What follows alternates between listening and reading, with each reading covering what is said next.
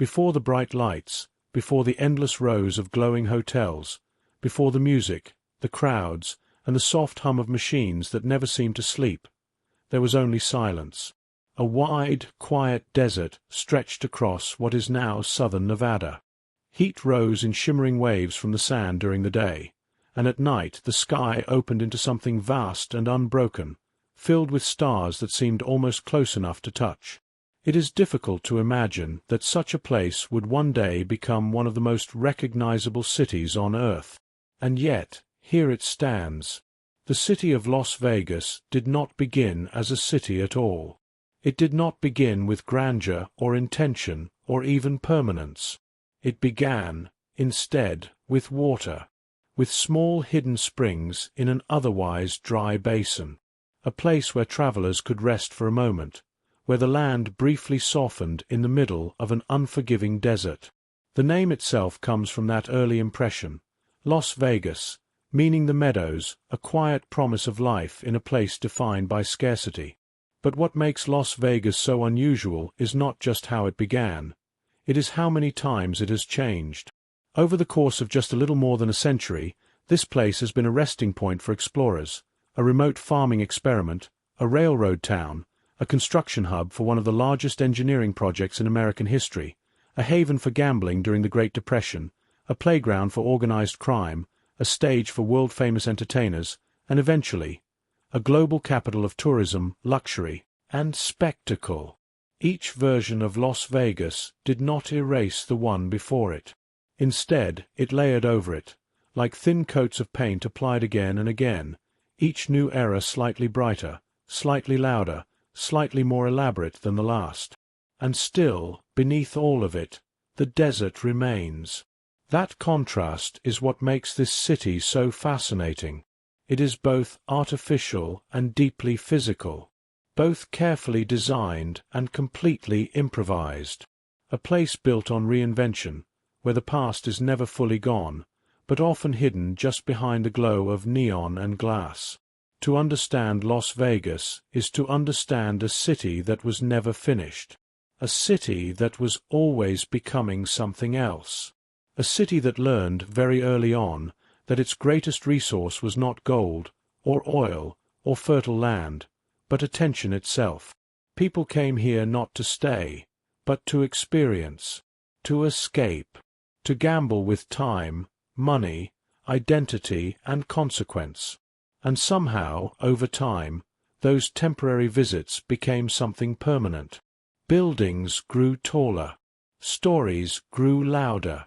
The desert was pushed further and further into the background until it became almost invisible beneath the lights. But it never disappeared. And in many ways, the story of Las Vegas is the story of that tension, the fragile balance between emptiness and excess, silence and sound, reality and illusion. In this series, we will move slowly through that transformation, from the earliest footprints left in the desert sand, to the first settlements that barely survived, to the arrival of railroads and the rise of construction camps, to the explosive birth of casinos, entertainment empires, and the modern strip.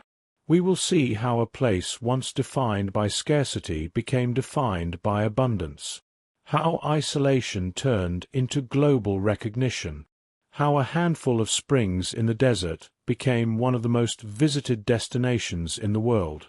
And through it all, we will keep returning to the same question. How does a city like this even exist? So for now, as the lights dim and the noise fades just slightly, we begin where everything begins in Las Vegas. Not with spectacle, but with stillness. A desert, and a story waiting to be built upon it. Long before there were roads, or railroads, or glowing signs that could be seen from miles away, there was only the desert. The land that would one day become Las Vegas was not empty, even if it often appeared that way to distant travelers. It was quiet, yes, vast and open, harsh in its heat and stillness, but it was also alive in ways that were not always immediately visible. This was the Mojave Desert region, a place defined by extremes. The sun rose without obstruction and seemed to hold the earth in place with its heat. Days could feel endless, as if time itself moved more slowly under the weight of the sky. And at night, when the heat finally loosened its grip, the land would cool quickly, returning to silence beneath a deep and uninterrupted canopy of stars. In this environment, survival required understanding the land rather than resisting it. Water was not abundant. Shade was rare.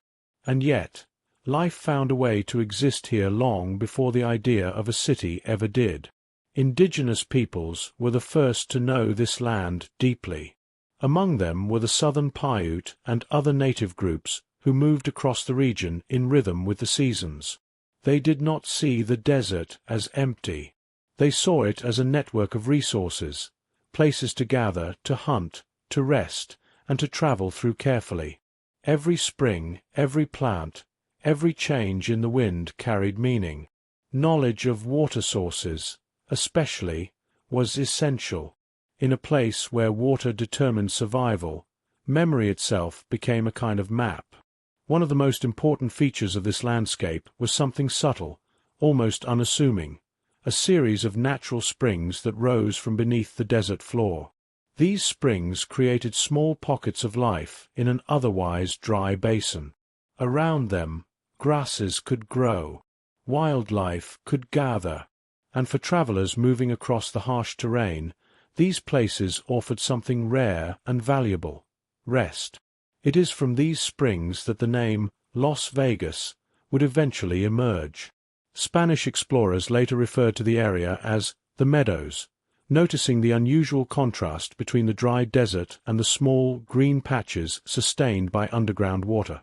But long before it had a name in European languages, it was already known and used by those who understood the land's hidden patterns. Centuries later, when explorers and traders began to move more frequently through the American Southwest, this region became part of a larger network of travel routes. One of the most significant of these was the Old Spanish Trail, a rugged and often dangerous path connecting New Mexico to California. Caravans would pass through vast stretches of desert where navigation depended on memory, instinct, and whatever markers could be found in the land itself. In that journey, the springs of the Las Vegas Valley were more than just a stop. They were a relief point, a pause in a journey that could otherwise stretch on for days without reliable water. Travelers would rest here briefly, refill what they could, and then continue onward before the desert demanded too much time. And still, even with these routes established, the region remained largely untouched in the way we think of settlement today. It was not a place of cities or towns. It was a place of passage, a place between destinations, a place where people came and then left again, almost as if the land itself encouraged movement rather than permanence. There is something important about that idea when looking back, because long before Las Vegas became known for staying awake at all hours, it was defined by the opposite condition: impermanence. People did not remain here. They passed through. Even the land seemed to reinforce this pattern.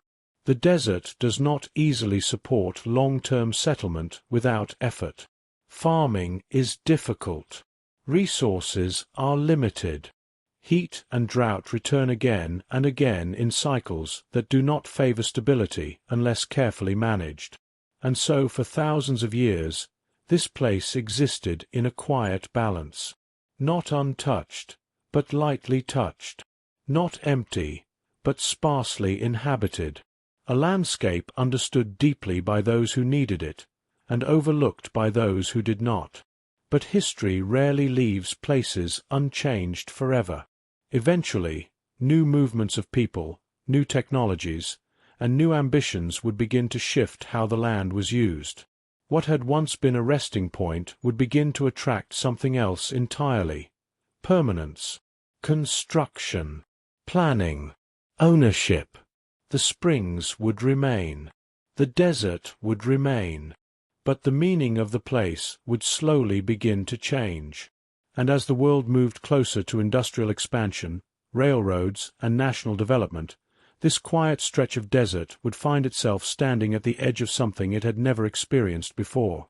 Not just travelers passing through, but people deciding to stay. For thousands of years, the desert remained known in fragments, through movement, memory, and survival.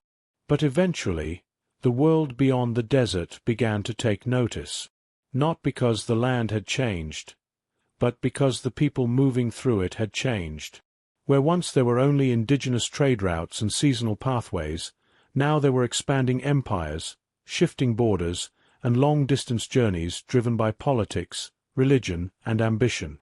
The quiet landscape that would one day become Las Vegas began to appear, slowly and indirectly, in written records. At first, it was not a destination. It was a passage. Spanish explorers moving north from New Spain were among the earliest Europeans to encounter and describe parts of the region. They were not seeking the desert itself. They were following a larger vision, connecting missions, settlements, and trade routes across the vast American Southwest. In this process, the land that now includes Nevada became part of something much larger than itself, a corridor between distant colonial outposts. One of the most important routes during this time was the Old Spanish Trail, a rugged and often unforgiving path stretching from what is now New Mexico to California. It was not a road in any modern sense. It was a network of knowledge, stitched together by experience. Water sources had to be remembered. Mountain passes had to be learned through repetition. Mistakes were costly, sometimes fatal. In this system of travel, the springs in the Las Vegas Valley became quietly significant once again, not as a place of settlement, but as a rare point of relief, a brief pause in an otherwise exhausting journey. The desert did not offer comfort, but it did offer survival, if you knew where to look. Spanish-speaking travelers referred to this area as Las Vegas, meaning the meadows. The name reflected a simple observation. In the middle of an otherwise dry landscape, there were patches of unexpected greenery sustained by underground water. It was not a lush meadow in the traditional sense. It was something smaller, more fragile. But in a desert environment, even small differences in moisture meant everything. These early written references did not describe a town. There was no town to describe. Instead, they recorded landmarks, distances, and conditions, what could be used to survive the next stretch of land. The desert was not yet something to be settled. It was something to cross. And yet, even in these early records, there is a subtle shift happening. When a place begins to appear in maps and journals, it begins to exist in a different way. It becomes repeatable. It becomes referable. It becomes part of a shared understanding among people who may never actually see it themselves. In that sense, the act of writing down the desert was the first step toward changing it. Still, for most travelers, the region remained difficult and unpredictable. Water sources could dry up. Weather could shift quickly. Paths could disappear into open sand or rocky terrain. The Old Spanish Trail itself demanded constant adaptation, and those who traveled it relied heavily on indigenous knowledge, whether acknowledged or not. Without that knowledge, the land was far more dangerous than it appeared on any map. There is something important to notice here. Even as European explorers began to document the region, they were not fully in control of it. The land remained dominant. The desert still dictated the terms of movement. Human plans were secondary to environmental reality. And so, for a long time, the Las Vegas Valley remained what it had always been, a stopping point, not a destination, a place of brief rest, then departure, a point of continuity in a much larger and more difficult journey. But exploration has a way of changing how places are understood. Even when no settlement follows immediately, the act of recording a location begins to shift its role in the human imagination. What was once only experienced directly becomes something that can be anticipated, studied, and eventually claimed. By the time more organized waves of settlers and missionaries began to move through the American West, the region was already known in fragments. Not fully understood, but no longer unknown. It existed on maps, in journals, in memory passed between travelers. And that quiet recognition would soon open the door to something entirely new. Because once a place is written down, it becomes much harder for it to remain untouched. The desert was still the desert. The springs still rose quietly from beneath the ground. The land still followed its ancient rhythm of heat, silence, and night. But now, people were beginning to see it not just as a place to pass through, but as a place that could be used. By the mid-19th century, the quiet patterns of movement through the desert began to shift again. What had once been a landscape known primarily to indigenous peoples and occasional travelers was now being approached with a very different intention: settlement. The land that would eventually become Las Vegas was still remote, still harsh, still defined by distance and scarcity. But for the first time there was a belief, held by some, that it could be made into something permanent. Not just crossed, not just recorded, but lived in.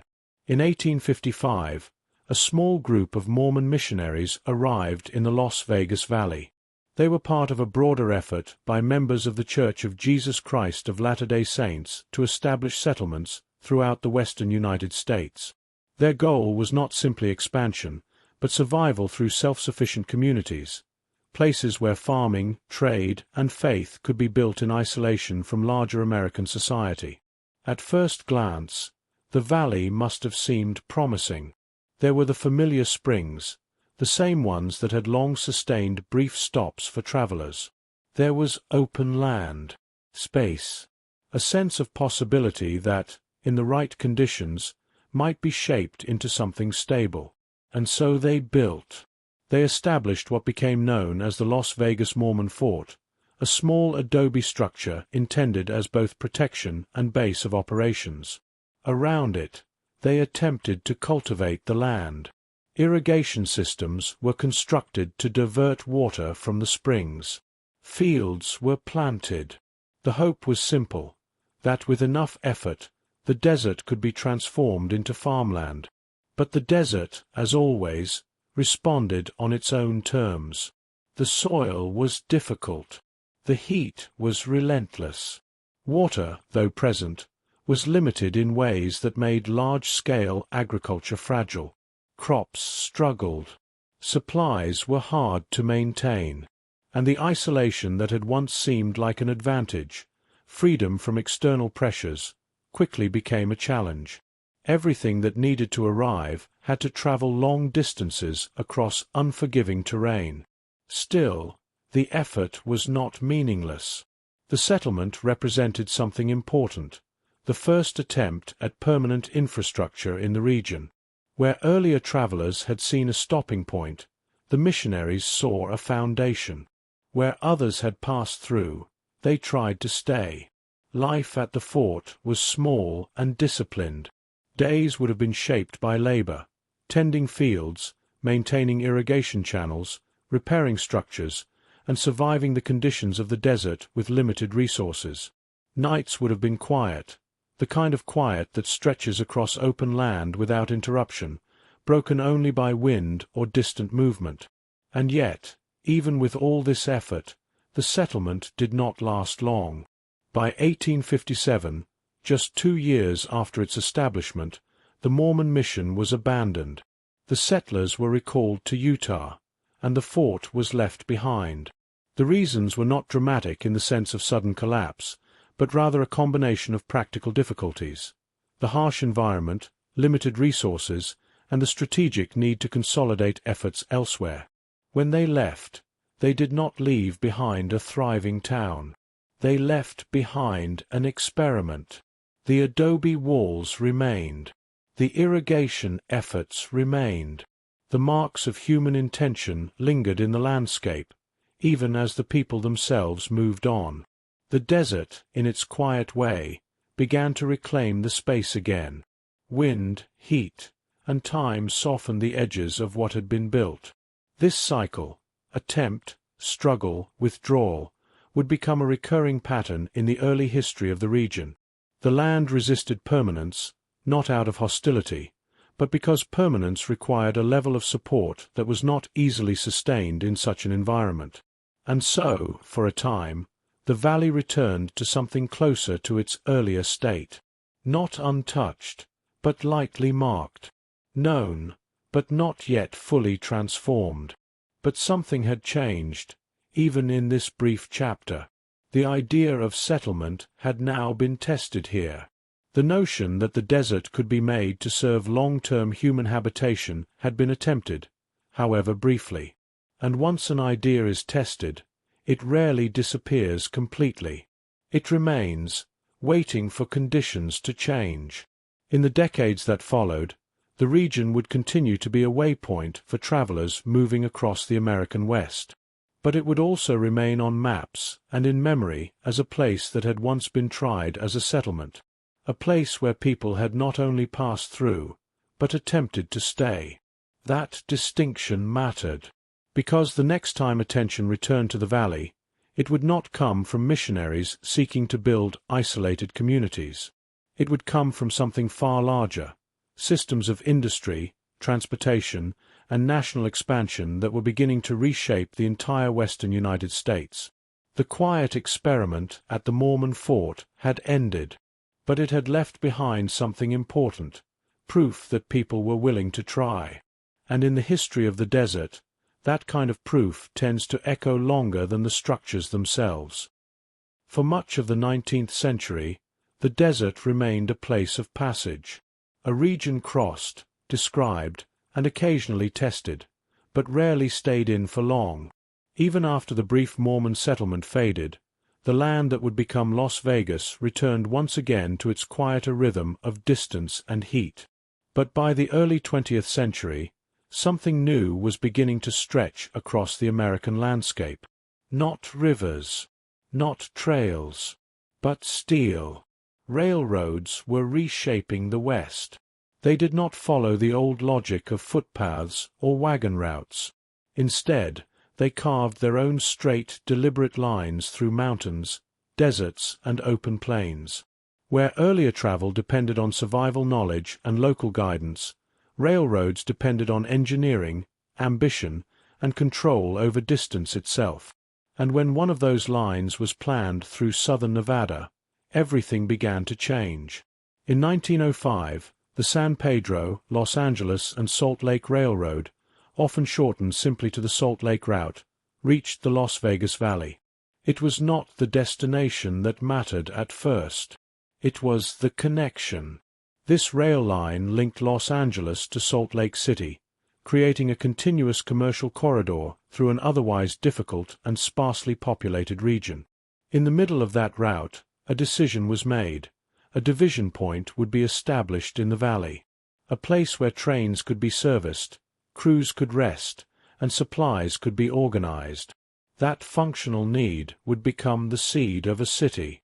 And so, in March of 1905, land was auctioned off in what is now considered the official founding moment of modern Las Vegas.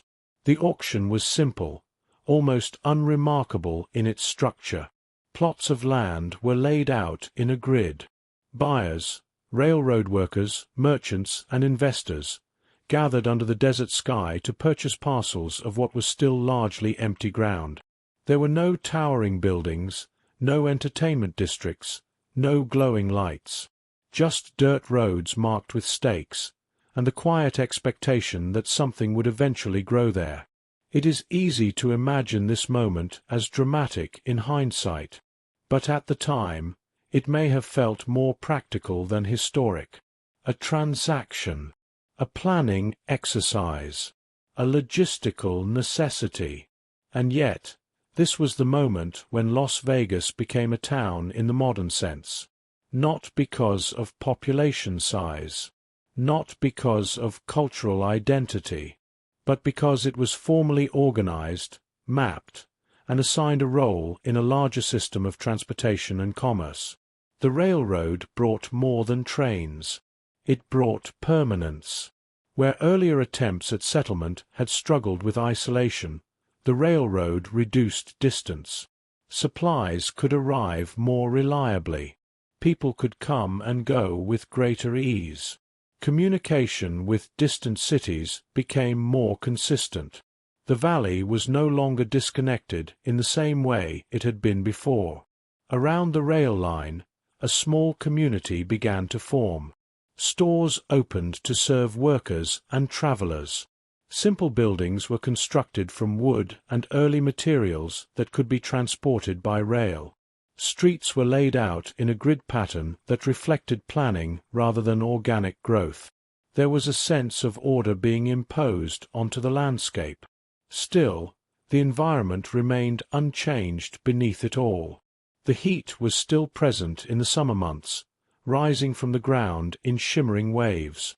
Water still required careful management. The desert still stretched outward in every direction, reminding anyone who looked beyond the town that this was not an easy place to expand into. But expansion was exactly what was beginning to happen. Unlike the brief missionary settlement decades earlier, this version of Las Vegas was connected to something much larger. It was part of a national network, a system of rail lines that tied together cities, industries, and economies across the United States. That connection meant the town was not dependent solely on local survival. It was plugged into a broader flow of goods and people. This shift is subtle but important. The earlier versions of human presence in the valley had been defined by adaptation to the desert. Now, the direction was beginning to reverse. Instead of adapting to the land, people were beginning to adapt the land to their systems. The grid layout of the town reflected that mindset. Straight lines imposed over uneven terrain. Planned intersections rather than natural pathways. A sense that order could be drawn onto space, regardless of geography. By 1911, the town of Las Vegas was officially incorporated. What had begun as a railroad division point had grown into a recognized municipality. There were now local governance structures, basic civic systems, and a growing population tied to rail work, trade, and early services. Still, it remained small, quiet, even. Not yet the destination it would later become. But something important had been established. For the first time, Las Vegas was not just a stopping point on a journey. It was becoming a place that could be returned to, a place that could grow. The railroad had done more than bring people through the desert. It had anchored them, even if only lightly at first. It had created a reason for continuity in a place that had long been defined by interruption. And as the trains continued to pass through the valley, steel wheels moving steadily across long stretches of desert track, the town beside them began to take shape in their rhythm. Slowly, quietly, as if it had been waiting for the sound of something arriving on schedule. By the time the railroad had firmly anchored the town into the desert, the region around Las Vegas was no longer entirely unknown. It had become a functional point on a map, a small but reliable stop in a growing network of steel, commerce, and movement. But the next transformation would not come from railroads alone. It would come from water. In the early 1930s, one of the largest engineering projects in American history began just southeast of the valley, the construction of the Hoover Dam, originally known as Boulder Dam. It was an ambitious federal undertaking designed to tame the Colorado River, control flooding, and provide water and electricity to rapidly growing parts of the American Southwest. And for a place defined by scarcity, this project would change everything. Thousands of workers arrived in the region almost overnight. Engineers, laborers, survey crews, suppliers, and support staff flooded into the desert. Temporary camps quickly formed near the construction site, filled with the constant motion of people building something far larger than themselves.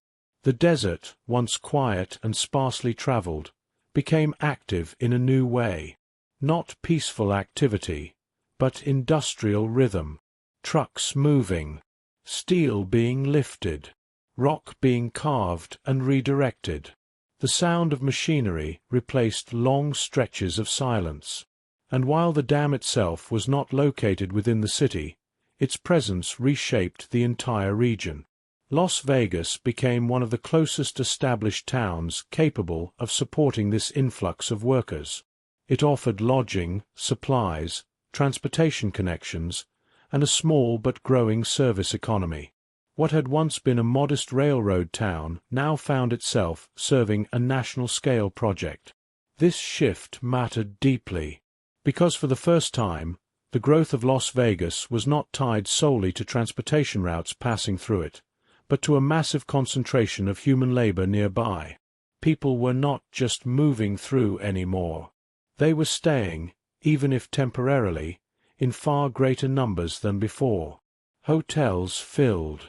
Boarding houses expanded.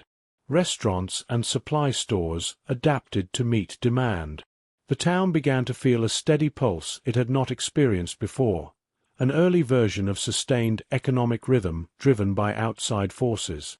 And alongside this economic growth came a political one. In 1931, Nevada made a decision that would quietly but permanently alter its trajectory: the legalization of gambling. At the time, the United States was deep in the Great Depression. Economic conditions were severe across the country.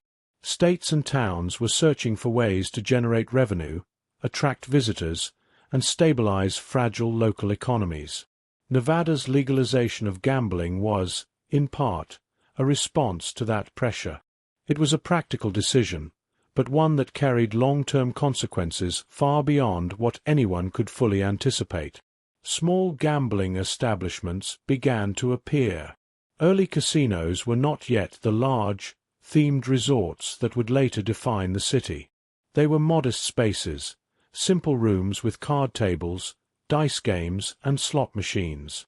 Often attached to bars or hotels, they operated in a more informal and loosely regulated environment than modern establishments. But even in these early forms, something important was taking shape. Gambling introduced a new kind of relationship between the town and its visitors. People were no longer coming only to work or travel through. They were coming to take part in an experience, to risk, to play, to stay a little longer than originally planned. This subtle shift, from utility to experience, would become one of the defining foundations of Las Vegas's identity. At the same time, the Hoover Dam project continued to bring attention and activity to the region. The scale of the construction was unprecedented. The dam would eventually stand as a symbol of engineering capability, transforming the Colorado River into a controlled resource that could support agriculture, cities, and industry across multiple states. But during its construction, it also functioned as a magnet for human movement. Workers needed food, shelter, recreation, and rest. Nearby towns absorbed that demand in whatever ways they could. Las Vegas, positioned close enough to benefit but far enough to remain distinct, began to grow in response. This was not yet the city of neon and spectacle, but the conditions for that future were forming quietly beneath the surface. Infrastructure improved. Businesses expanded. Population increased steadily, if not dramatically, and perhaps most importantly, the identity of the town began to shift. It was no longer just a railroad division point. It was becoming a service hub for something larger than itself. The desert around it remained unchanged in its fundamental nature, dry, expansive, and vast. But within that landscape, human activity was beginning to concentrate in new ways. Energy was being redirected into the region. Money was flowing in. Labor was intensifying. And even though the boom was tied to a specific project, the dam, it left behind lasting effects that would not simply disappear when construction ended. Because once a place becomes associated with opportunity, even temporary opportunity, it begins to attract more attention. And attention, once gathered, rarely fully leaves. By the end of the 1930s, Las Vegas had not yet become famous. It had not yet become a global destination. But it had begun to understand something essential about itself. It was no longer just surviving in the desert. It was beginning to grow because of it.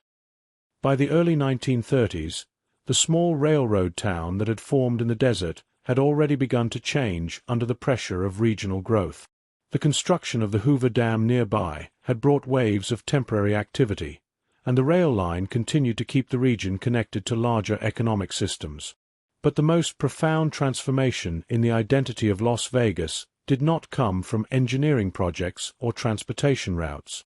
It came from law.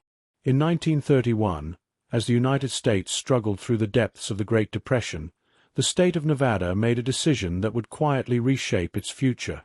Gambling was legalized. At the time, it was not yet seen as a cultural identity or a global attraction. It was seen as a practical measure. The economy was collapsing nationwide. Industries were shrinking. Employment was unstable. States were searching for ways to generate revenue and attract any form of economic activity that might help stabilize local communities. Nevada's legalization of gambling was one of those responses, an attempt to create opportunity in a moment of widespread uncertainty.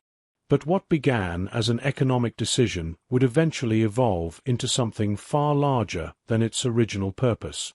In the beginning, gambling in Las Vegas was simple and understated. Small rooms attached to bars or hotels would host card games, dice tables, and early mechanical slot machines. There was no unified vision of what these spaces would become. No architectural themes. No coordinated branding. Just basic environments where people could gather, take risks, and exchange money. These early establishments were often informal. Regulation was limited. The atmosphere reflected a frontier-like openness, where rules were still being defined in real time. It was not yet the world of polished resorts or carefully designed entertainment districts. It was something closer to experimentation. And yet, even in this early stage, a new pattern began to emerge. Gambling changed the relationship between people and the town itself. Previously, visitors came to the region primarily for work, travel, or passage. They arrived, stayed briefly, and moved on. But gambling introduced a different kind of motivation. It encouraged lingering. It invited repetition. It created uncertainty in both outcome and time. A person could arrive intending to stay for a short period and remain far longer than expected, not because they had to, but because the experience itself was structured around continuation. One more game. One more round. One more chance. This subtle shift, from necessity to engagement, would become one of the defining psychological foundations of Las Vegas in the decades to come. At the same time, the surrounding conditions of the city were still shaped by the Hoover Dam construction era. Workers continued to pass through the region. Supplies still moved along transportation routes. The economy of the town was still tied to larger infrastructural projects. But gambling introduced something different, a local economy that did not depend entirely on external industry. It created internal circulation of money, however small and early in scale. Visitors brought funds into the town specifically to participate in games of chance, and that money flowed through hotels, restaurants, and service businesses. This was the beginning of a self-sustaining entertainment economy. The physical town itself was still modest. Streets were simple. Buildings were low and functional. The desert remained visible at the edges of development, always present just beyond the built environment. Nights were still quiet outside of the growing number of establishments, where light and sound began to concentrate in small pockets. But something important had changed in how the town was perceived. It was no longer only a logistical stop or a railroad point.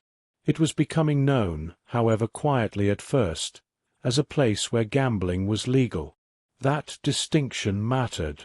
In a country where gambling was restricted or prohibited in many areas, Nevada's openness created a unique identity. People began to travel intentionally for it. Not in large numbers yet. Not in the way that would define later decades. But enough to establish a pattern. Las Vegas was beginning to attract visitors not just because of where it was, but because of what it allowed. This is a critical turning point in its history. A city can grow because it is needed, or because it is chosen. Up to this point, Las Vegas had largely grown through necessity: railroads, construction projects, logistical positioning. But gambling introduced something new: voluntary attraction. People did not have to come. They wanted to. That distinction, though subtle, would eventually define the entire trajectory of the city. Still, in the 1930s, everything remained relatively small in scale. There were no massive casinos, no neon skylines stretching across the desert, no global tourism industry, just early establishments experimenting with a newly legalized activity, and a town slowly adjusting to the presence of this new economic layer. The desert around it remained unchanged, wide, silent, and indifferent to human systems of law and economy. The same winds moved across the valley. The same dry air settled over the land at night. The same vast emptiness stretched beyond the edges of development. But within that emptiness, something new was forming. Not yet a boom. Not yet a transformation on a global scale, but a foundation. A decision made in law books and statehouses had begun to reshape how people moved through, experienced, and remembered this place. And like many of the earlier turning points in Las Vegas history, it did not immediately announce its significance. It simply began to spread quietly, through rooms, through streets, through conversations, changing the purpose of a town that had once existed primarily to serve movement, into a place where people might actually choose to stay. By the 1940s, the desert town of Las Vegas had already begun to shift in ways that earlier generations would barely recognize. What had once been a railroad stop, then a small legal gambling town shaped by Depression-era necessity, was now entering a far more complex and controversial chapter of its history. The foundation had been laid in the previous decades: rail access, legalized gambling, and steady regional growth driven by major infrastructure projects like the Hoover Dam. But in the years surrounding World War II, a new kind of influence began to flow into the city. Money arrived from outside industries. Investors began to see opportunity not just in transportation or local services, but in entertainment itself. And in the shadows of this transition, organized crime groups began to take interest in what Las Vegas could become. This period is often referred to as the beginning of the mob era, though at the time it did not feel like a clearly defined era at all. It was a gradual infiltration of capital, influence, and control into a place that was still small enough for its systems to be shaped quickly. One of the most iconic early moments of this shift was the development of the Flamingo Hotel. The Flamingo was associated with Benjamin Bugsy Siegel, a figure whose name would become closely tied to the mythology of early Las Vegas. Siegel was not the only person involved in financing or developing casinos at the time, but his role in the Flamingo made him symbolic of a broader trend: organized crime figures investing in legitimate-looking entertainment enterprises. The idea behind these investments was not simply gambling. It was scale. Early gambling rooms and small casinos had already proven that people were willing to travel to Nevada to take part in games of chance. But the next step was to transform those modest operations into destinations, places where visitors would not just gamble, but stay, eat, sleep, and spend extended periods of time. The Flamingo, when it opened in the late 1940s, was one of the first attempts at this model. It was designed not just as a gambling hall, but as a luxury resort, a space that combined entertainment, hospitality, and spectacle. In its early years, however, it struggled.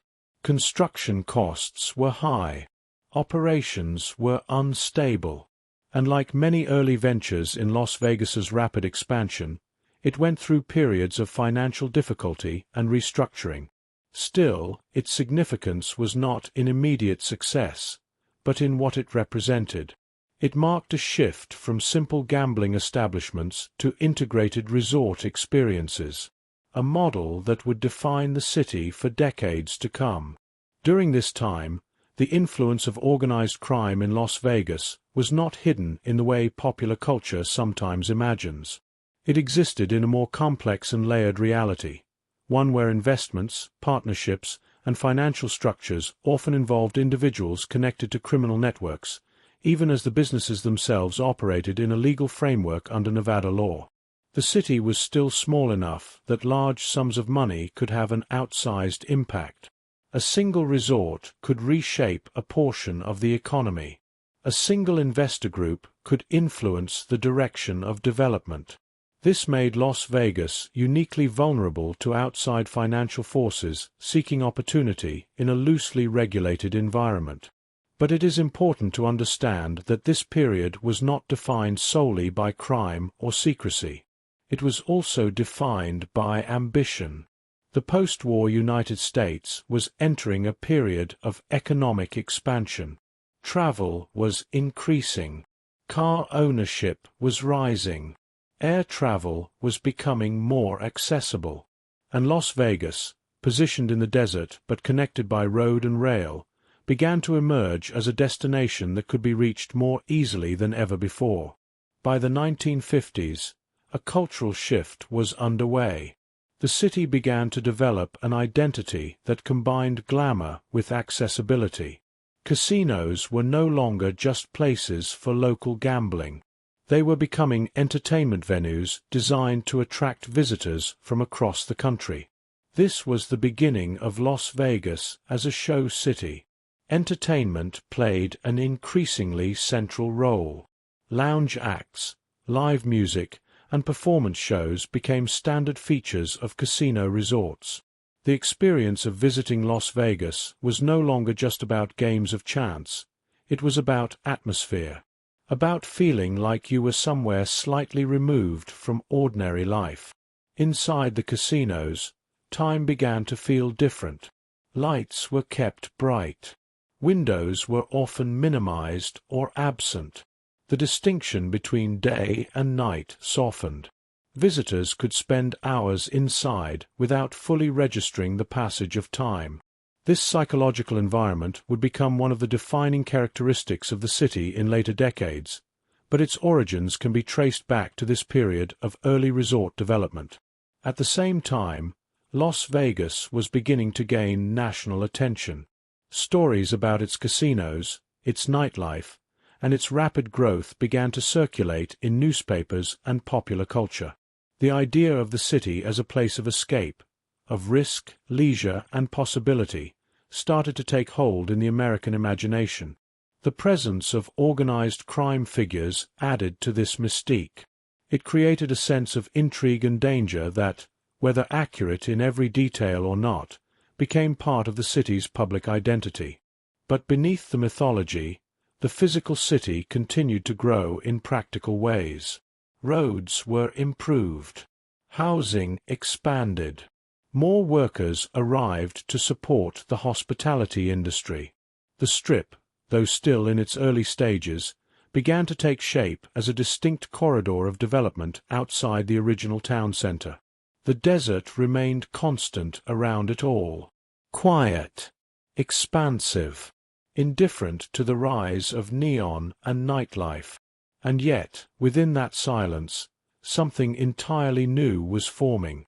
a place where money, entertainment, and identity were becoming deeply intertwined, where visitors came not out of necessity, but out of curiosity and desire, where experience itself was becoming the product.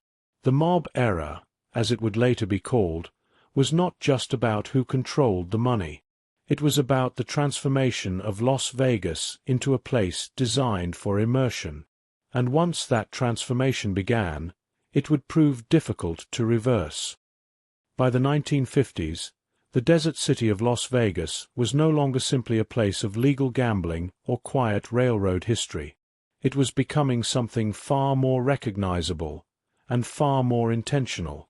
The foundations laid in previous decades, rail access, wartime and post-war economic growth, the early casino experiments, and the influence of organized investment, had all converged into a new identity. The city was beginning to understand not just how to operate, but how to perform. This was the beginning of Las Vegas as a stage. In earlier years, casinos were primarily functional spaces, places where gambling happened alongside basic hospitality. But during the 1950s and 1960s, that model evolved rapidly. The focus shifted from simple gaming rooms to immersive entertainment environments designed to hold attention, shape mood, and encourage extended stays. Large hotels and casino resorts began to emphasize spectacle. Bright lights, elaborate signage, themed interiors, and carefully curated atmospheres became part of the experience. The goal was no longer just to host visitors, it was to transport them. And at the center of this transformation was a cultural phenomenon that would come to define the era: the rise of celebrity entertainment. Performers such as Frank Sinatra, Dean Martin, and Sammy Davis Jr., collectively associated with what would later be called the Rat Pack, became closely linked with Las Vegas's identity. Their presence in showrooms and hotel stages helped elevate the city's reputation from regional gambling destination to national entertainment capital. These performances were not casual appearances. They were structured, high-profile engagements that drew audiences specifically to the city. People traveled not just to gamble, but to see shows that existed nowhere else in quite the same way. The experience of Las Vegas began to shift accordingly. A visitor arriving during this era might find themselves moving through environments carefully designed to feel distinct from ordinary life. Inside the hotels and casinos, lighting was controlled. Sound was constant but curated. The boundaries between performance and environment began to blur. Even the passage of time felt altered. Without windows in many gaming areas, and with entertainment flowing continuously throughout the day and night, visitors often lost a clear sense of external rhythm. Hours could pass without noticeable markers of change. This was not accidental. It was part of the emerging design philosophy of the city, to create spaces where attention remained inside, focused on experience rather than outside reality. As this entertainment culture grew, so did the physical scale of development along what would become known as the Las Vegas Strip. This corridor outside the original downtown area became the focal point for larger, more elaborate resort construction. Hotels expanded upward and outward, each attempting to distinguish itself through theme, luxury, or novelty. The competition between resorts helped accelerate architectural experimentation. Buildings became more visually distinctive. Signage grew larger and more elaborate. Lighting systems became increasingly sophisticated, transforming the nighttime skyline into a continuous field of color and motion. From a distance, the Strip began to look less like a traditional city street and more like a controlled environment of light and attraction. At the same time, the cultural image of Las Vegas began to spread across the United States. Films, magazines, and television appearances helped reinforce the idea of the city as a place of glamour, risk, and escape. It was portrayed as both exciting and slightly unreal, a place where ordinary rules did not fully apply. This perception, whether entirely accurate or not, became a powerful part of its identity. People came to Las Vegas expecting a departure from daily life, and increasingly, the city was designed to meet that expectation.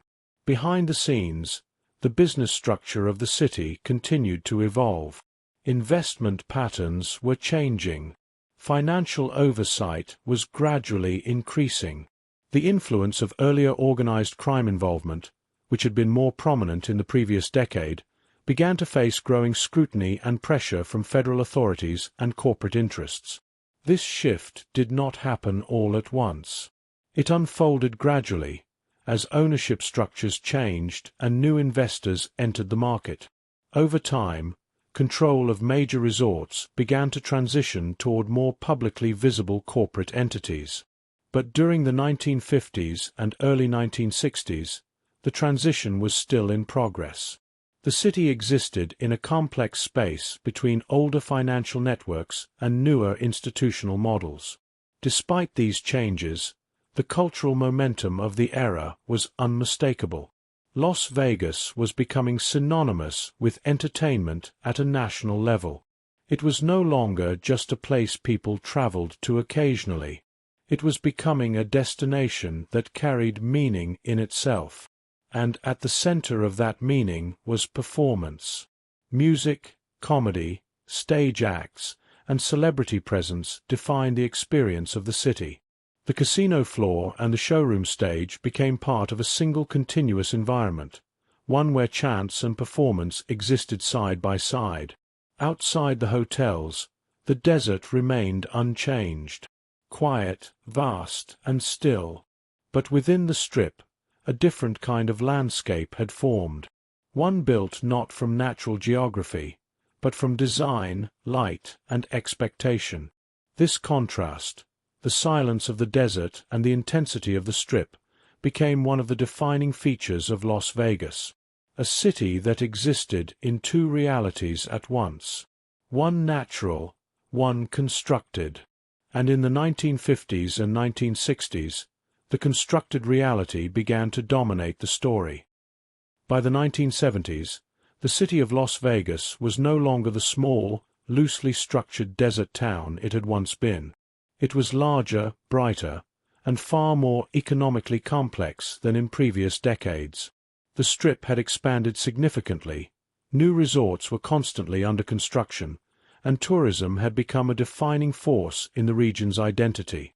But beneath the neon glow and steady growth, a quiet but important shift was underway. The era of dominant organized crime influence in Las Vegas was beginning to fade. This change did not happen abruptly. It unfolded gradually, through legal pressure, federal investigations, changing financial structures, and the increasing involvement of corporate investors who saw Las Vegas not as a frontier opportunity, but as a long-term commercial enterprise. In earlier decades, organized crime figures had been deeply involved in the development and financing of casinos and resorts. Their role, especially in the post-war boom period, had been significant in shaping the early expansion of the Strip. But by the 1970s, the environment surrounding Las Vegas was changing. The scale of investment required to build new resorts had grown dramatically. What once could be financed through smaller networks of private or semi-private capital now required access to larger, more visible financial systems. Banks, corporate entities, and publicly structured investment groups began to replace earlier funding mechanisms. At the same time, federal authorities had increased scrutiny of gambling operations across Nevada.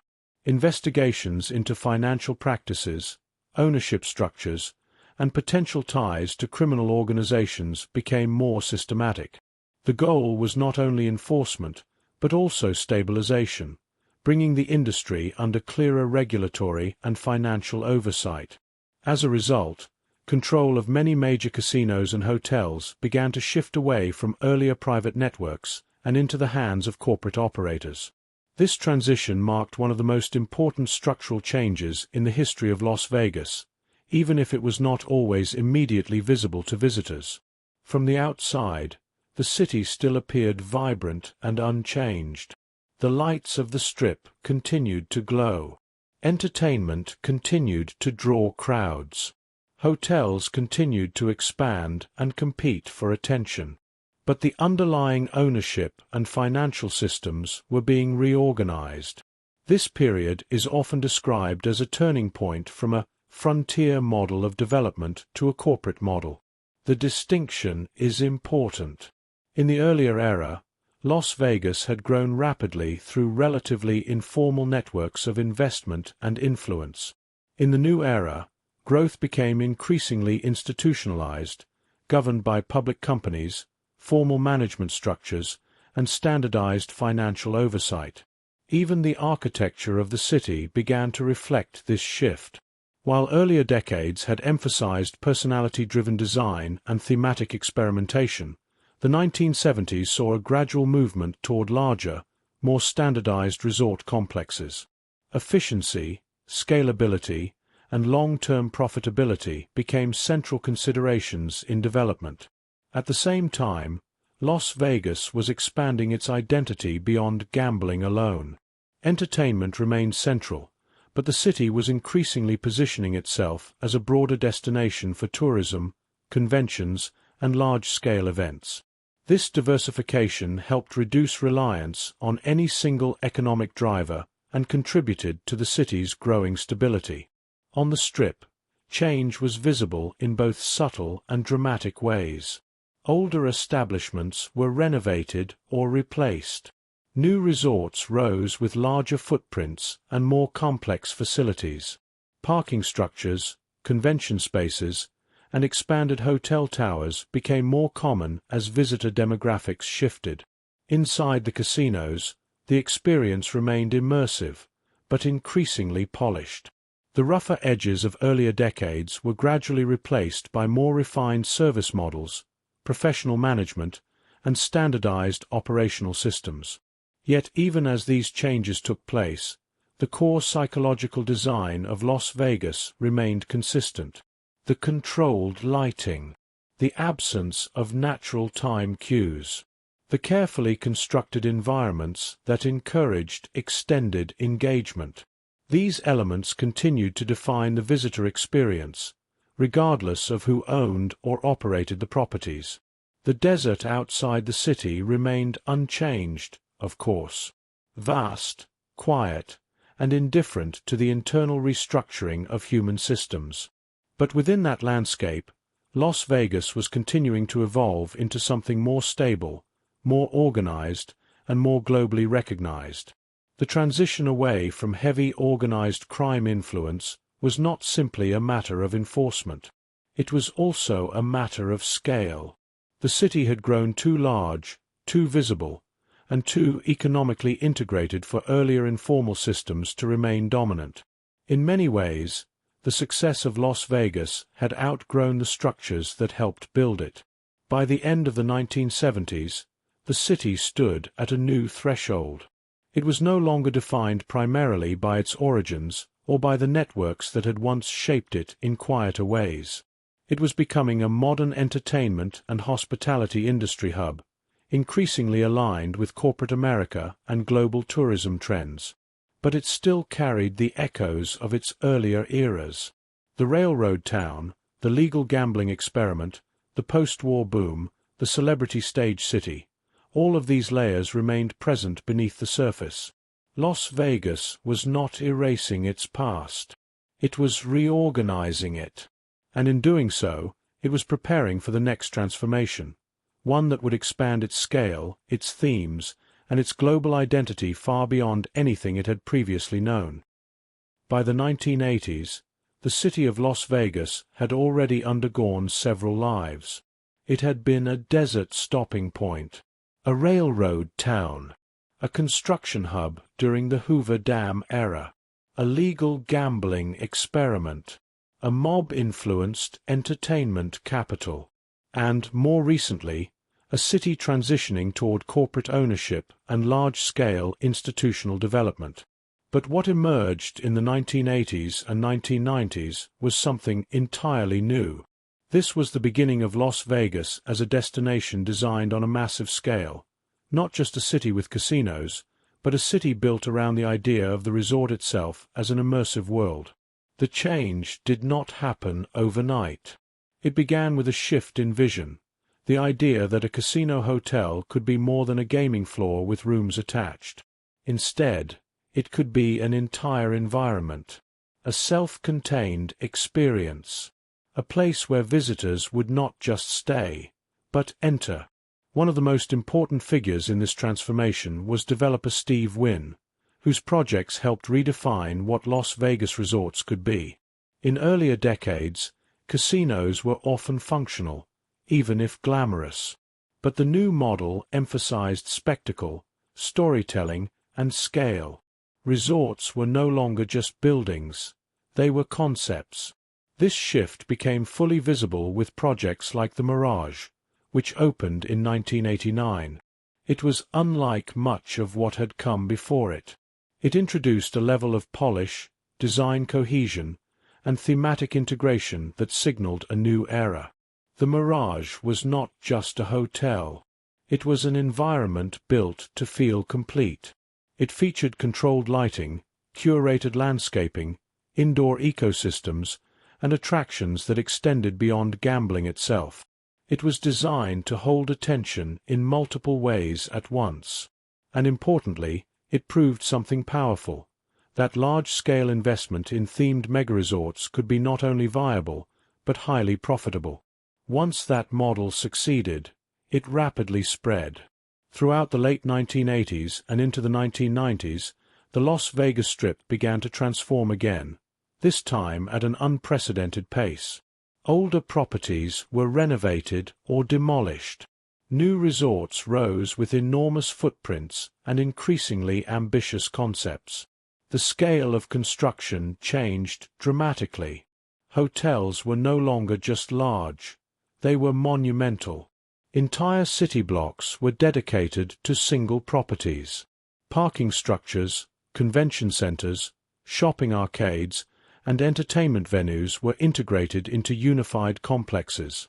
Each resort began to compete not just in gambling offerings, but in identity. Themes became central to this competition. Egyptian-inspired pyramids, medieval castles, New York skylines, Venetian canals, Parisian landmarks.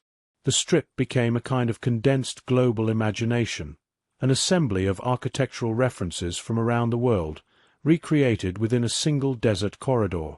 This was not accidental. It was part of a broader strategy, to make Las Vegas feel like multiple destinations in one place. A visitor could walk between properties and experience entirely different visual worlds within minutes. The city was no longer just selling gambling. It was selling immersion. Inside these mega-resorts, the internal logic of space became even more refined. The design of pathways, lighting, sound, and layout was carefully engineered to guide movement and extend engagement. Casinos were often positioned centrally, surrounded by restaurants, shops, theaters, and attractions that encouraged circulation. Time became increasingly abstract indoors. Without natural cues, visitors could spend hours inside without noticing the passage of the day outside. The environment was continuous, uninterrupted, and carefully controlled. At the same time, Las Vegas was expanding its role beyond tourism alone.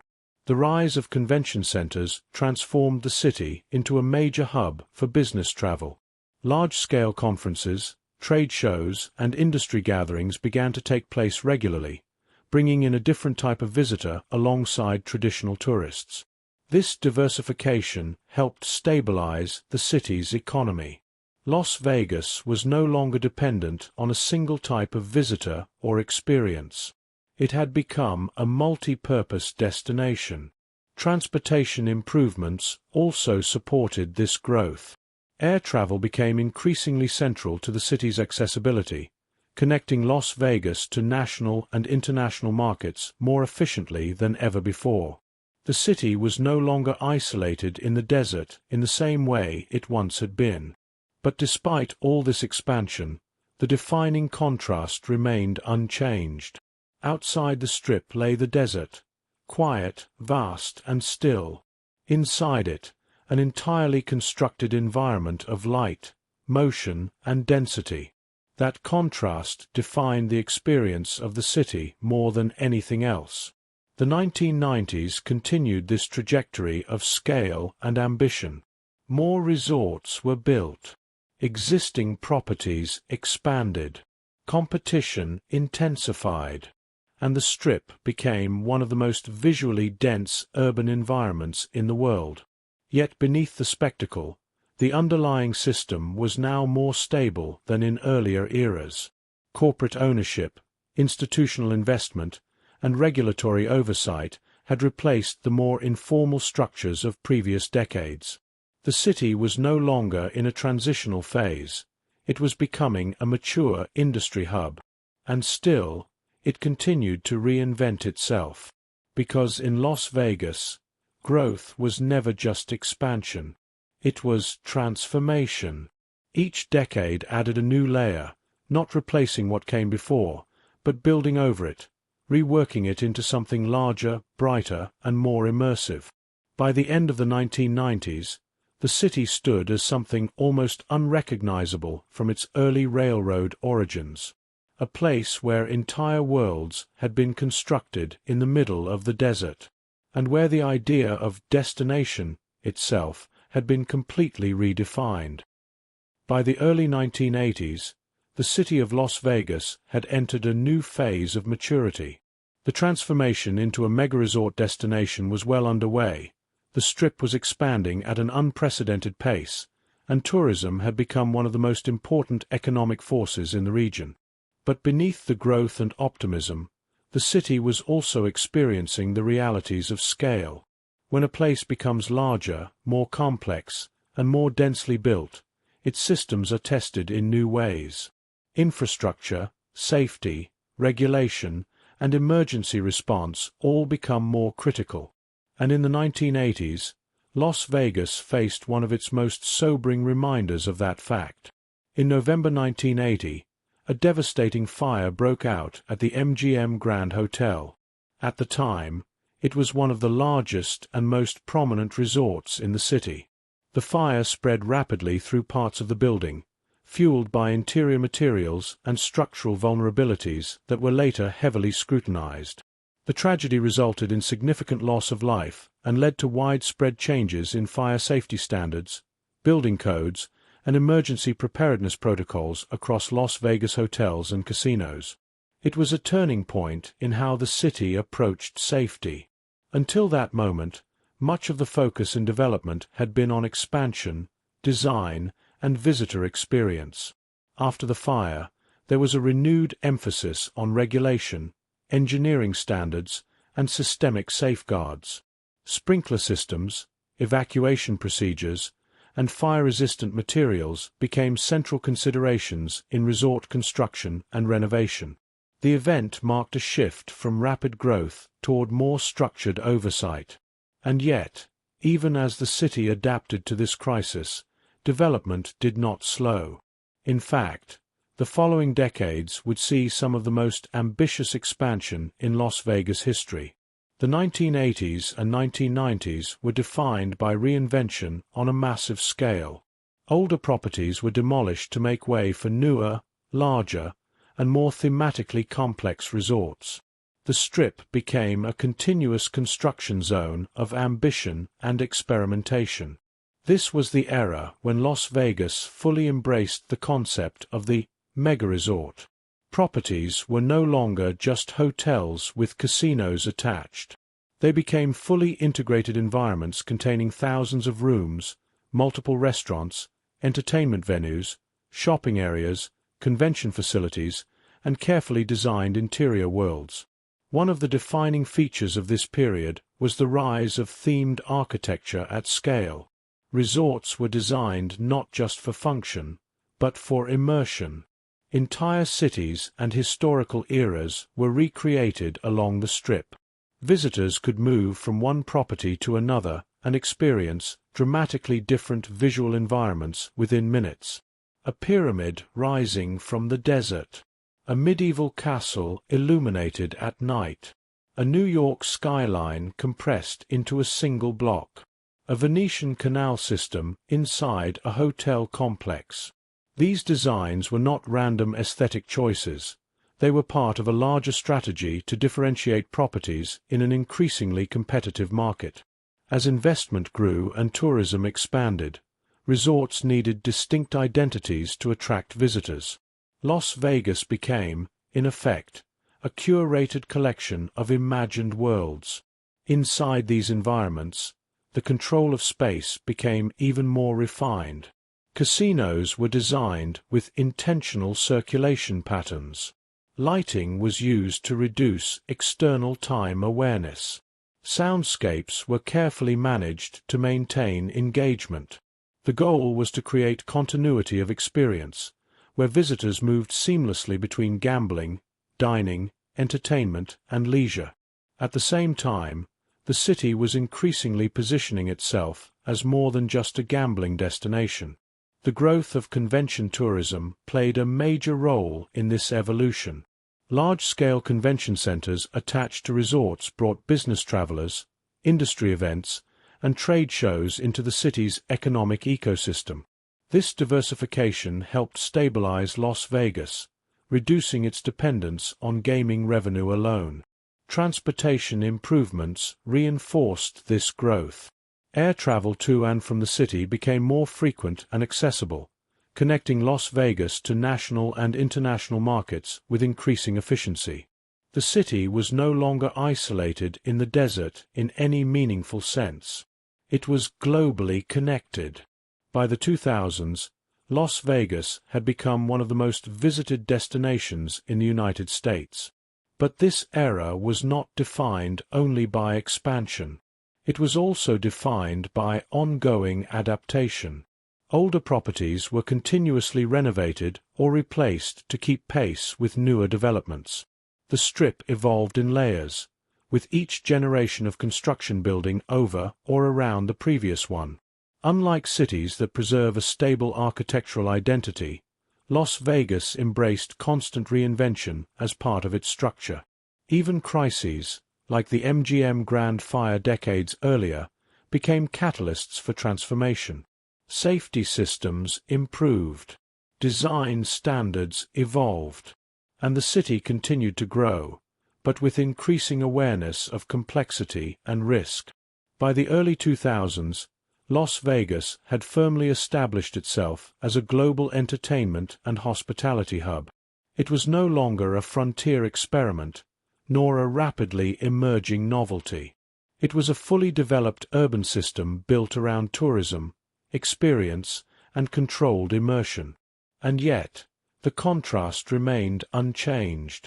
Beyond the lights of the Strip lay the desert, vast, silent, and ancient. A landscape that had seen every phase of the city's transformation without itself changing in any fundamental way. That contrast, between permanence and reinvention, between silence and spectacle, continued to define Las Vegas more than anything else. A city that had survived crisis. A city that had rebuilt itself repeatedly. And a city that had learned time and again that its greatest strength was not stability, but the ability to change. By the early 2000s, the city of Las Vegas had already become something far beyond its origins. What had once been a railroad stop in the desert had evolved into a global destination, shaped by decades of reinvention, reconstruction, and layered identity. But the transformation did not stop. In fact, the 2000s and 2010s marked one of the most visually polished and economically expansive phases in the city's modern history. The Las Vegas Strip had already grown into a dense corridor of mega-resorts, but during this period, it refined its identity into something more luxurious, more curated, and more globally competitive. This was the era when Las Vegas began to shift from spectacle alone to experience design at scale. Earlier decades had focused heavily on theme and novelty. But the modern Strip introduced a new emphasis: refinement. Luxury became central. High-end dining, designer shopping, architectural sophistication, and immersive entertainment all became integrated into a single, continuous environment. The resorts of this era were no longer just destinations. They were ecosystems. One of the most iconic examples of this shift is the Bellagio, with its choreographed fountains and European-inspired elegance. It represented a move toward blending natural movement, art, and hospitality into a single experience. Nearby, properties like the Venetian recreated canal systems and classical architecture in highly controlled indoor and outdoor spaces, reinforcing the idea that Las Vegas could contain multiple worlds within one street. Luxury resorts such as Wynn Las Vegas further pushed this direction, emphasizing high design standards, curated environments, and a more restrained but still highly immersive form of spectacle. The focus was no longer just on overwhelming scale, but on controlled elegance. Even as design evolved, the core principle remained the same: immersion. Inside these properties, time continued to behave differently. Lighting remained carefully managed. Windows were often positioned to reduce awareness of natural cycles. Music, sound design, and spatial layout all worked together to maintain a continuous sense of presence within the environment. A visitor could move from a casino floor to a fine dining restaurant to a retail promenade to a performance venue without ever fully exiting the designed world of the resort. Outside, however, the desert remained unchanged. The contrast between the constructed interior worlds and the natural landscape outside continued to define the city's identity more than any single building or attraction. But the 2000s also marked a shift in who was coming to Las Vegas. While gambling remained an important part of the economy, it was no longer the sole driver of visitation. The city increasingly attracted tourists seeking entertainment, dining, nightlife, shopping, and large-scale events. The experience itself had become the product, rather than any single activity within it. This diversification helped stabilize the city further, especially as competition from other global gaming destinations increased. Las Vegas responded not by narrowing its focus, but by expanding it. One of the most important developments of this era was the continued growth of convention tourism. Massive convention centers integrated into resort complexes brought corporate events, trade shows, and international gatherings into the city year-round. This helped smooth seasonal fluctuations and strengthened Las Vegas's position as a global business destination as well as a leisure one. At the same time, the Strip became increasingly dense with entertainment options that extended beyond traditional casinos. Large-scale shows, celebrity residencies, immersive performances, and nightlife venues all contributed to a 24-hour cycle of activity. The city never fully stopped. It simply shifted between phases of intensity. Technological advancements also played a role in shaping this era. Digital architecture, advanced lighting systems, and increasingly sophisticated construction techniques allowed for more complex and visually dynamic resort environments. The Strip became brighter, more detailed, and more visually layered than ever before. Yet even with all this modernization, the city continued to rely on its foundational principle: controlled experience. Everything within the resort environment was designed to guide attention, shape movement, and extend engagement. From floor layouts to ceiling heights to sightlines and soundscapes, every element contributed to the overall immersion. And still, beneath it all, the city remained tied to its geography. The desert had not changed. It continued to surround the Strip with silence and emptiness, creating a stark boundary between constructed experience and natural environment. That boundary remained one of the most defining aspects of Las Vegas, even as the city became more global and technologically advanced. By the 2010s, Las Vegas had fully established itself as a multidimensional destination. It was a place for tourism, entertainment, business, luxury, nightlife, and large-scale events. It was no longer dependent on a single identity or economic driver. Instead, it functioned as a layered system of experiences. And in many ways, that was the city's defining achievement. It had learned how to contain complexity within a single space, how to hold multiple identities at once, how to evolve without abandoning its past entirely. Because even as the modern strip shimmered with light and movement, the older versions of the city still existed beneath it. The railroad town, the early gambling rooms, the post-war entertainment era, the themed mega-resorts, all layered together, like sediment in the desert floor. Las Vegas was no longer becoming something new in a simple sense. It was continuously rewriting what it already was. For much of its modern history, the city of Las Vegas was defined by a very specific identity. It was a place of entertainment, a place of risk, a place built around tourism, spectacle, and carefully constructed environments designed to pull attention inward. But by the 2010s, something new began to take shape. Las Vegas started to expand its identity beyond entertainment alone. It began to develop something it had never fully possessed before, a traditional sense of civic sports culture. Teams, loyal fan bases, shared local identity built around competition that was not tied to gambling or performance, but to athletic achievement. For a city that had long been defined by transience, visitors arriving and leaving, experiences beginning and ending in short cycles, this represented a subtle but meaningful shift. A sense of permanence was beginning to form. One of the clearest markers of this change was the arrival of major professional sports franchises. In 2017, the National Hockey League awarded an expansion team to Las Vegas, the Vegas Golden Knights. It was a historic moment not only for the franchise itself, but for the city's identity as a whole. The team's inaugural season exceeded expectations in almost every way. Far from being a slow-building expansion team, the Golden Knights quickly became competitive and emotionally significant to local residents. Their success helped unify a city that had often been described as fragmented, divided between long-term residents working in hospitality and the constant flow of visitors passing through. For the first time, there was a widely shared civic rallying point that was not connected to tourism. The presence of a home team created a different rhythm in the city. Game nights brought crowds together in a way that felt more local than transactional. The energy was not about individual entertainment consumption, but collective experience.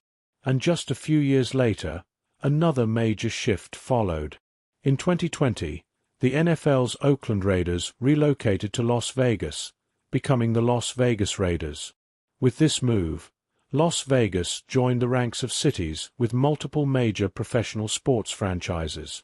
The arrival of the Raiders brought with it not only football, but also a new architectural landmark, Allegiant Stadium, a large, modern structure built near the Strip, designed to host massive sporting events, concerts, and national broadcasts.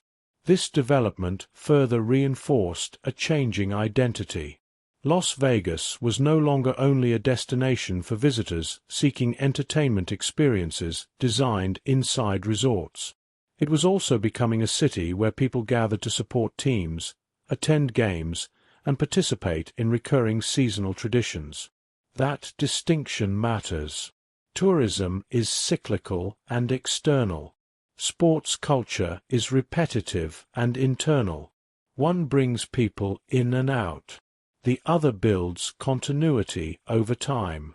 Las Vegas began to hold both at once, and that dual identity reflects a broader transformation in the city's evolution. In earlier decades, Las Vegas had been shaped almost entirely by outside forces: railroads, federal projects, legal changes, corporate investment, and tourism trends. Its growth was reactive, responding to external demand. But in the modern era, the city began to develop more internal drivers of identity. Sports became one of them. Entertainment residencies became another. Large-scale conventions, technology events, and increasingly diversified tourism patterns all contributed to a more stable internal rhythm. The city was no longer defined solely by novelty. It was developing repetition, seasonality, structure. And yet, even as this shift occurred, the core nature of Las Vegas remained intact. The Strip still functioned as a carefully constructed environment of immersion. Resorts still operated as self-contained worlds. Lighting, sound, architecture, and spatial design still worked together to shape perception and extend experience. The psychological architecture of the city had not disappeared. It had simply expanded to include new forms of engagement. Sports arenas and stadiums, in their own way, became part of that same system. They were not separate from the city's identity of spectacle. They extended it. Large-scale events, broadcast visibility, and carefully designed fan experiences fit naturally into the city's existing expertise in managing attention and atmosphere. Outside these modern developments, the physical environment remained constant. The desert still surrounded the city, quiet, vast, and unchanged in its essential character. The same landscape that had once hosted indigenous travel routes, Spanish expeditions, railroads, and early settlements continued to frame the modern skyline. That contrast, between natural stillness and constructed intensity, remained one of the defining features of Las Vegas. But now, the city was no longer only a place of temporary escape. It was becoming a place where people stayed longer, returned regularly, and identified with more deeply. A place with seasons defined not only by tourism cycles, but by sports calendars, residencies, conventions, and recurring cultural events. In many ways, this represents one of the most subtle but important transformations in the city's long history. Las Vegas did not abandon its identity as a destination. It simply added another layer to it.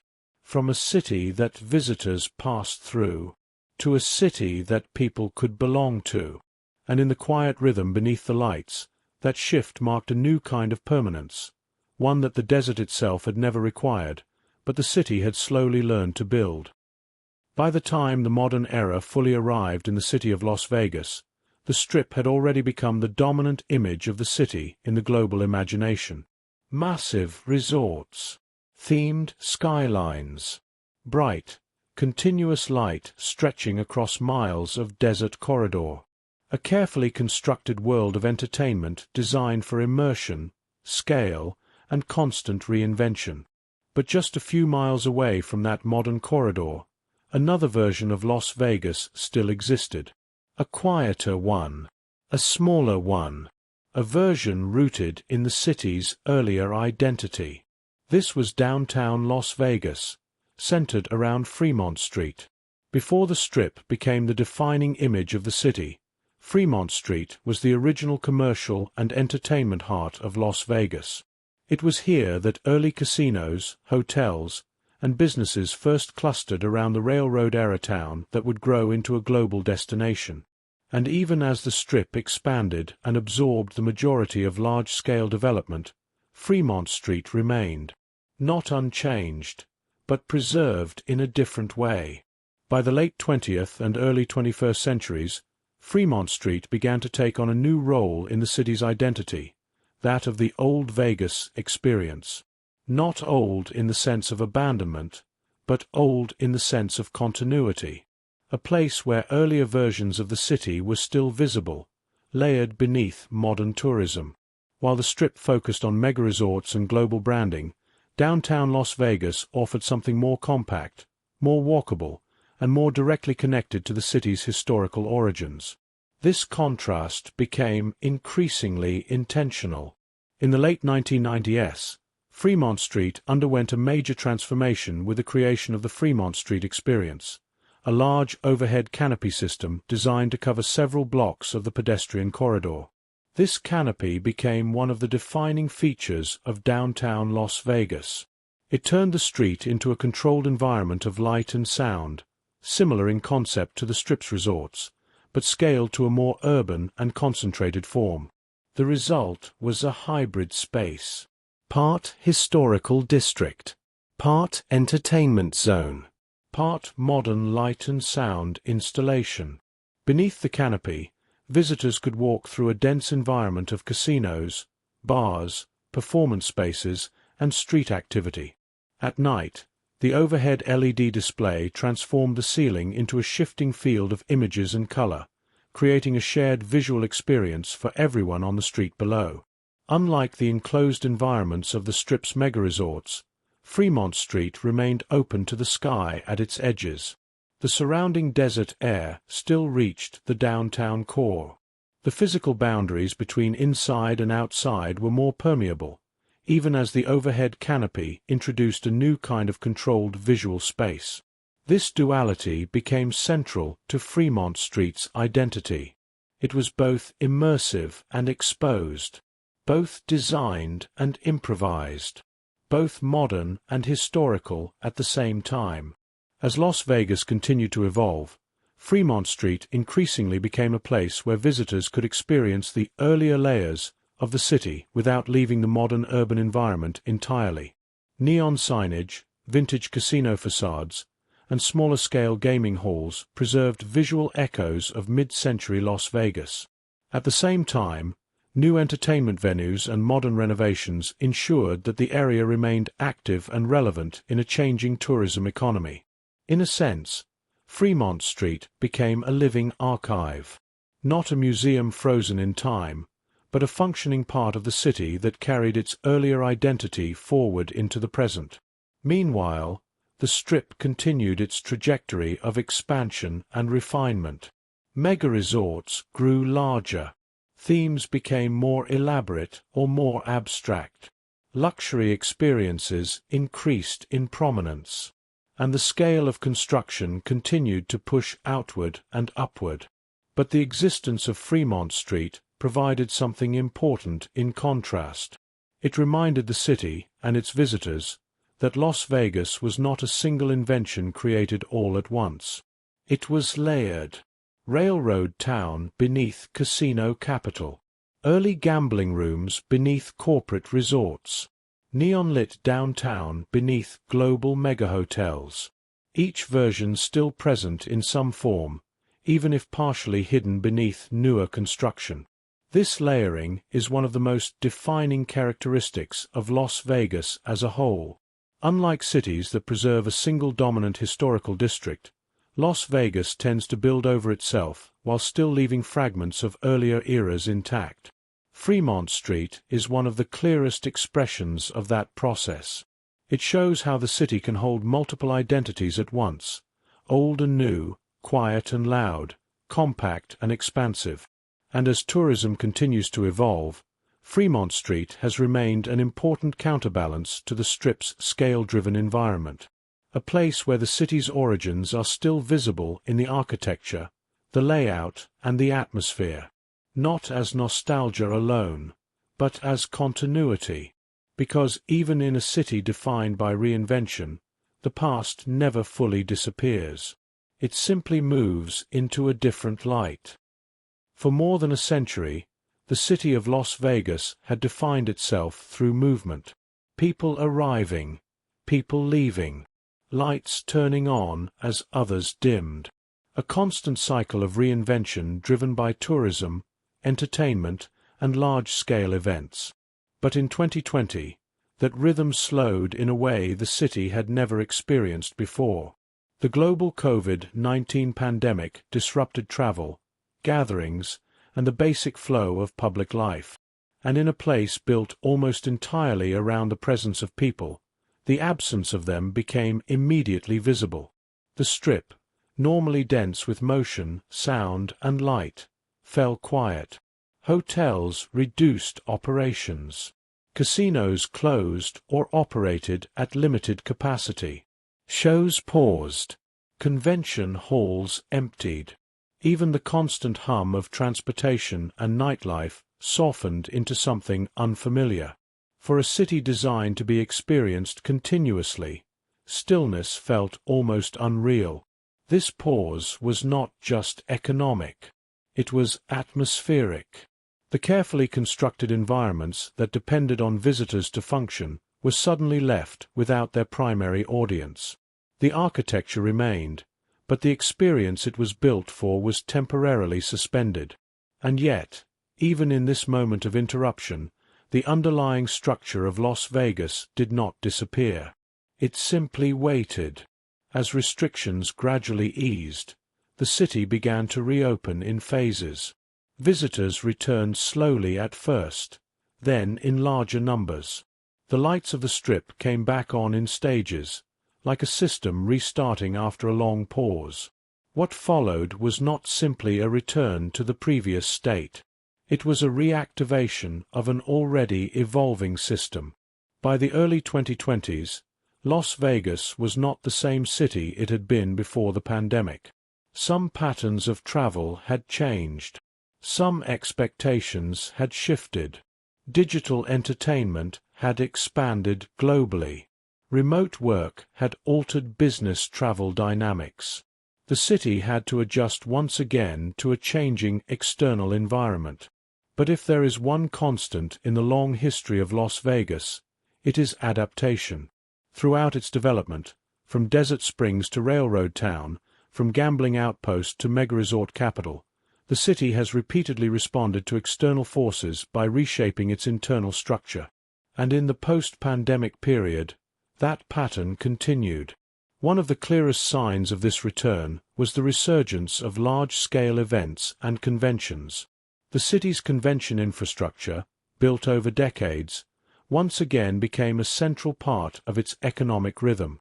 Trade shows, corporate gatherings, and entertainment events resumed, bringing a steady flow of visitors back into the system. At the same time, tourism patterns began to diversify further. Experiences became even more central to the city's identity. Visitors were not only coming for gambling or traditional shows, but for immersive entertainment, concerts, sports events, culinary experiences, and large-scale themed environments. The city's identity as a multi-experience destination continued to strengthen. Sports, already an emerging pillar of modern Las Vegas life, became even more integrated into its cultural rhythm. The Vegas Golden Knights continued to anchor local identity through seasonal competition, while the Las Vegas Raiders further solidified the city's place in the national sports landscape. Large events at Allegiant Stadium and T-Mobile Arena became recurring focal points in the city's calendar, adding another layer of structured time to a place once defined primarily by constant motion without cycles. Meanwhile, the Strip itself continued to evolve. New resorts opened. Older properties were renovated. Entertainment offerings expanded further into immersive and interactive formats. The boundary between visitor and environment became even more carefully designed, with technology playing a larger role in shaping experience. Digital systems, mobile integration, and data-driven hospitality models became increasingly central to how the city operated. Las Vegas was no longer just a physical environment of hotels and casinos. It was also a digitally coordinated system of experiences. And yet, even with all this modernization, the core contrast remained unchanged. Beyond the city lay the desert. Quiet, expansive, ancient in comparison to the rapid cycles of development within it. That contrast continued to define the emotional structure of Las Vegas more than any single building or attraction. Inside the city, everything is designed for presence. Outside it, everything returns to silence. The pandemic made that contrast briefly visible in a way it had not been before. When the lights dimmed and the crowds disappeared, the underlying geography reasserted itself. The desert was still there. The scale of emptiness still surrounded the built environment. And when the city returned, it did so with a renewed awareness of its fragility and its resilience. Las Vegas did not simply recover. It resumed, not as it was, and not as something entirely new, but as a continuation of a long pattern of reinvention. A place that has paused before. A place that has rebuilt before. A place that, time and again, has learned how to turn interruption into another beginning. And as the lights of the Strip continue to glow into the present, the city remains what it has always been at its core. A constructed world inside a natural silence. A place that never stays still for long, even when everything else does. By this point in the long story of Las Vegas, the pattern has become familiar. A place that begins as nothing more than landscape, then becomes a crossing point, then a settlement, then a system, then a stage, then a global destination. And yet, even after all of that transformation, something essential has never changed. The desert remains, not as backdrop, not as decoration, but as the original condition everything else is built inside of. Every light on the Strip, every hotel tower, every performance, every casino floor, every carefully controlled interior world, all of it exists within a geography that does not care whether it is there or not. That contrast, between the permanence of the desert and the constant reinvention of the city, has always defined Las Vegas more than any single era, decision, or development. Looking back across its history, the layers begin to stack quietly. The indigenous peoples who first moved through the valley, reading water and seasons like a language. The Spanish explorers who gave it a name drawn from unexpected green in an arid land. The railroads that turned distance into schedule. The Mormon fort that briefly tried to make permanence out of scarcity. The gambling town that emerged from regulation and necessity. The post-war boom of neon and performance. The era of themed mega-resorts that rebuilt imagination at architectural scale. The modern city of conventions, sports, luxury, and global tourism. None of these versions fully erased the ones before it. They accumulated instead. Like sediment laid down over time, each era pressing into the next without fully disappearing. That is part of what makes Las Vegas feel different from many other cities. It does not simply evolve, it overlays.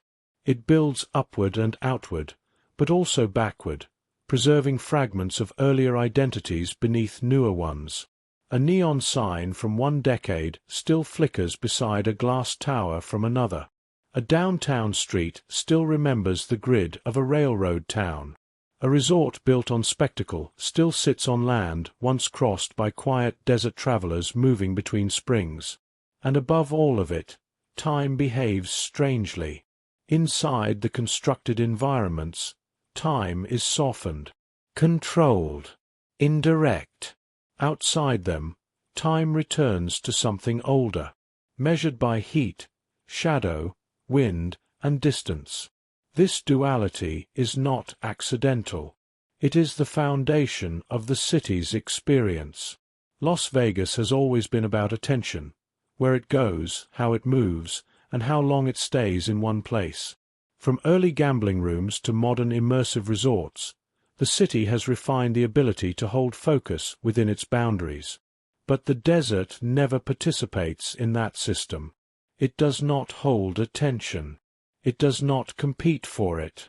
It simply exists, unchanged, surrounding everything else.